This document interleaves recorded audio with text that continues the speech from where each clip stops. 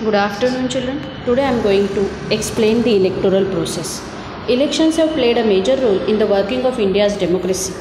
Elections and representations are two very important processes in democracy.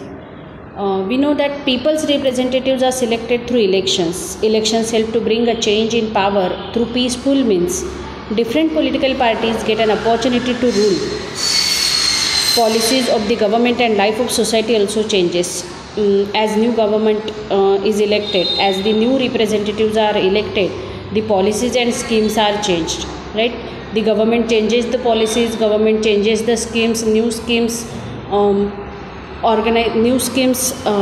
ये किए जाते हैं, इंट्रोड्यूस किए जाते हैं, न्यू स्कीम्स बनाए जाते हैं. We expect that the representatives we elect should be efficient, honest and trustworthy, and that they should respect the opinion of people. The electoral process should also be free, fair and reliable. तो electoral process जो होती है वो free होनी चाहिए, कोई भी दबाव नहीं होना चाहिए, किसी का डोमिनेशन नहीं होना चाहिए, उसमें फेयर होना चाहिए, जस्ट होना चाहिए, न्यायपूर्ण होना चाहिए और रिलायबल मतलब विश्वासपूर्ण. जो इलेक्टोरल प्रोसेस होती है वो विश्वासपूर्ण होनी चाहिए. To ensure that the constitution of India has made provision for an independent election commission to administer the election process in India. और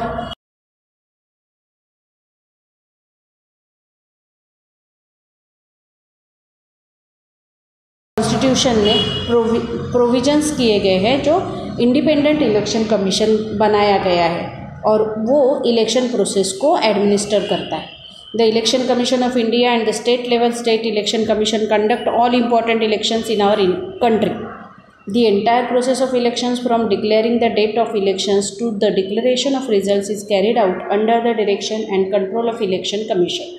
और पूरी complete process of election from declaring the date of election to the declaration of the result is carried out under the direction and control of election commission. Election process is an inseparable component of a comprehensive democratic process. Democratic nation में the most important thing is the election process. Okay, in this chapter we will understand the structure, function and role of the election commission. We will also discuss the reforms required to be made in the electoral process. In India, election commission is central to the process of election. Election commission जो है वो central में है election process में.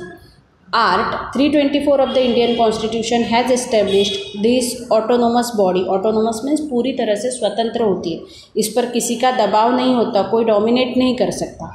Okay, which consists of one chief election commissioner. और एक chief election commissioner होते हैं और दो अदर कमिश्नर्स होते हैं इलेक्शन कमिश्नर. ओके, एक chief election commissioner, one chief election commissioner and two other commissioners. Representation का मतलब होता है रिप्रेजेंटेटिव डेमोक्रेसी. जैसे it is in a democracy it is not possible to involve the entire population in the decision making process.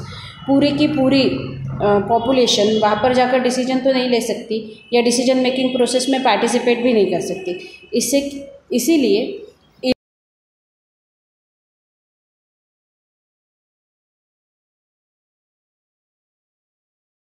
elected. The representatives who form the government are expected to be responsible to the people. जिम्मेदारी से उन्हें काम करना पड़ता है and give preference to the welfare of the people. और लोगों के हित के बारे में ही सोचना पड़ता है, लोगों के हित में काम करना पड़ता है. Sukumar Sen was the first chief election commissioner after independence. In 1921, Sen was selected for Indian civil services under the British rule. 1921 में सुकुमार सेन जो थे वो सिविल सर्विसेज पास करके ब्रिटिश रूल में ICS उन्होंने पास किया था और सिविल सर्विसेज में काम करते थे. सो उन्हें इंडिपेंडेंस के बाद मतलब हम जब स्वतंत्र हुए तब उन्हें इलेक्शन कमिश्नर चुना गया. He was given the charge of the election commissioner after the election commission was established in 1950. 1950 में election commission establish हुआ. Mr. Sen efficiently handled the responsibility of the election commission in extremely adverse condition. और जो सुकुमार सेन थे उन्होंने अपनी जिम्मेदारी बहुत अच्छी तरह से निभाई जबकि कंडीशंस बहुत बुरे थे. फर्स्ट टाइम इलेक्शन हो रहा था इंडिया में और उन्होंने वोटिंग लिस्ट बनाने से लेकर तो रिज़ल्ट डिक्लेयर करने तक की रिस्पॉन्सिबिलिटी बहुत अच्छे से निभाई.